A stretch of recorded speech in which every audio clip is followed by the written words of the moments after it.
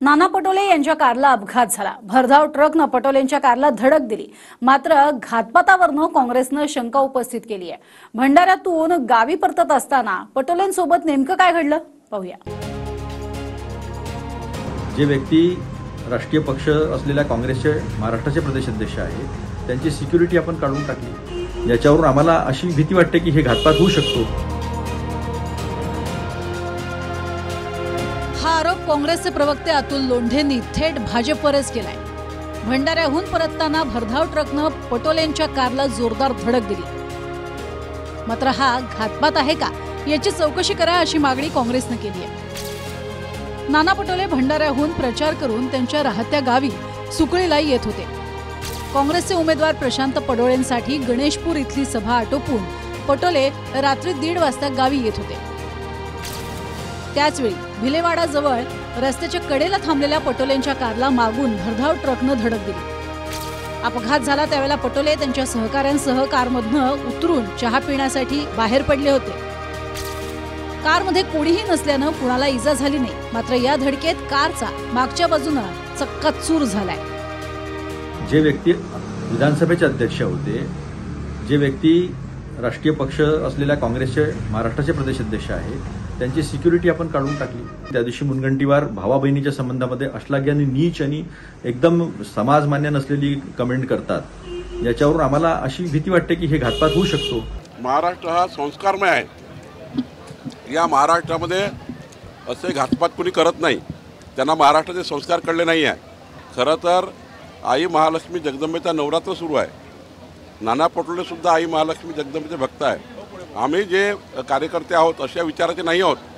आमचं सरकारी असं नाही आहे। त्यांचा पुन्हा ॲक्सिडेंट होऊ नये, त्यांना उदंड आयुष्य लाभो, त्यांचं जीवन मंगलमय राहो असं मी आई महालक्ष्मीला प्रार्थना करतो।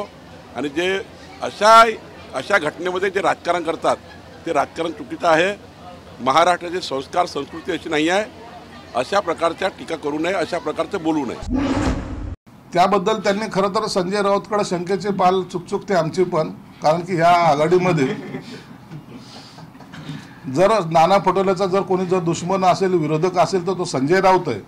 म्हणून याची पोलीस चौकशी झाली पाहिजे आणि कोण याच्या पाठीमागे आहे याचाही शोध घेतला पाहिजे।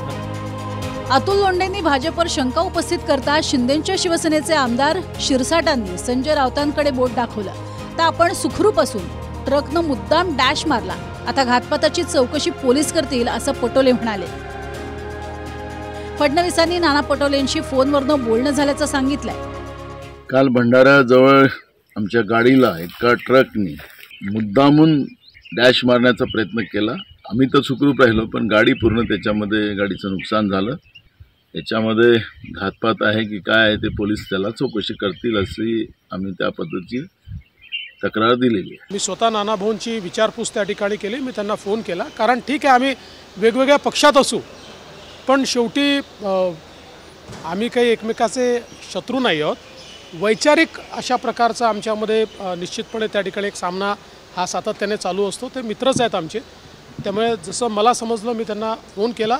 निश्चित तो अपघात त्या ठिकाणी झालेला आहे आणि त्यांनी मला सांगितलं की मी बचावलो, पण अपघात मात्र मोठा आहे। आणि मला विश्वास आहे की महाराष्ट्राच्या राजकारणात तरी अशा प्रकारची परिस्थिती न उद्भवली आहे न उद्भवणार आहे।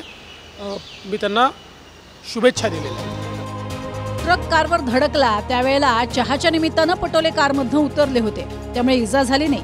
मात्र त्यावरून शंका आणि आरोपांचं राजकारण मात्र तापलंय। भंडाऱ्याहून शाहिद पठाणसह ब्युरो रिपोर्ट TV9 मराठी।